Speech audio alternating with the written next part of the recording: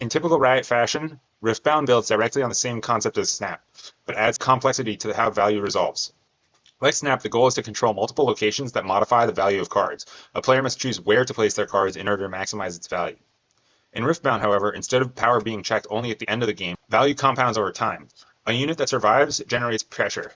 That means value isn't just where you play, it's how long your investment stays alive. The math becomes pressure per lane multiplied by time.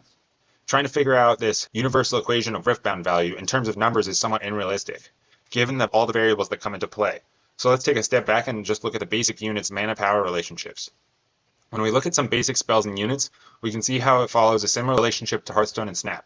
Rather than the average of attack and defense equaling the card's cost, in Riftbound it's just one stat, might. Riftbound also adds complexity to the simpler mana system of Ben's games. There are two ways to use your mana, tapping it or recycling it into the mana deck. That gives players the option to sacrifice future value in order to get something powerful on the board now. For units, this usually represents a bonus utility ability, which we can see here comparing Vanguard Sergeant to Renata. The power cost gives you this extra passive for trading in a rune. Same thing for these two. The might stays in line with the cost curve, and the additional utility helps trade future ramp for a situational boost. In spells, however, that recycle cost represents a significant trade-off. You cash in 2 runes of ramp for a temporary ability rather than just a unit which stays on the board.